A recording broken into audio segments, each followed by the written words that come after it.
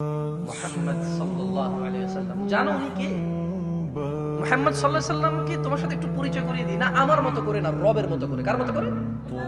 তুমি বলবে জিন্দা, কেউ বলবে মুর্দা, কেউ বলবে উপস্থিত, কেউ বলবে অনুপস্থিত, কেউ বলবে নূর, কেউ বলবে মাটি, কেউ চেয়ার খালি রাখবে, কেউ পরিপূর্ণ রাখবে। না, তোমার মতো আর আমার মতো করে না। মুস্তাফা সাল্লাল্লাহু আলাইহি ওয়াসাল্লামকে রবের মতো করে তোমাকে একটু বুঝাই। দেখো তো, পুরো পৃথিবীতে আর মানুষ 10 লক্ষ মানুষ মিলে র্যালি করবে, 10,000 কোটি টাকার স্টেজ করে ঈদে মিলাদুন নবী পালন করবে। দেখো তো রব যেভাবে সম্মান করে তাকে পার করতে পারবে কিনা। দেখো রব কিভাবে সম্মান করেছে রাসূলকে সাল্লাল্লাহু। দেখো মুস্তাফা সাল্লাল্লাহু আলাইহি ওয়াসাল্লাম সম্পর্কে রব বলছে, মুহাম্মদ সাল্লাল্লাহু আলাইহি ওয়াসাল্লাম এটা কাজ করে। আচ্ছা, এই কথাগুলো আমি বলি এভাবে কোরআনে বলে না, ঠিক আছে? এটা কথা বলে ডায়লগ, ওকে? আমি সেটাই কোরআনের কথা যেটা আমি কোরআন পড়ে ট্রান্সলেশন করি, ওকে? এটা একটা কথা বলার ধরন।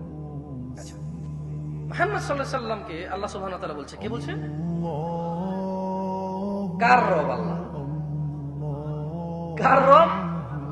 সবার, যিনি প্রতিপালন করে সবকিছুকে, যিনি পালন। লা ইলাহা ইল্লাল্লাহ। শুনুন, বলছে যে কুল, মুহাম্মদ সাল্লাল্লাহু আলাইহি ওয়াসাল্লাম বলুন, আপনার সামনে যে মানুষগুলো আছে, আপনার যে উম্মতরা, এদেরকে বলুন, ইন কুনতুম তুহিব্বুন আল্লাহ, এ মানুষ শুনো, মহিলা এবং পুরুষ শুনো, তুমি কি তোমার রবকে ভালোবাসো? আমরা কি ভালোবাসি? ভালোবাসি? তাহলে শুনুন কিভাবে ভালোবাসতে হবে।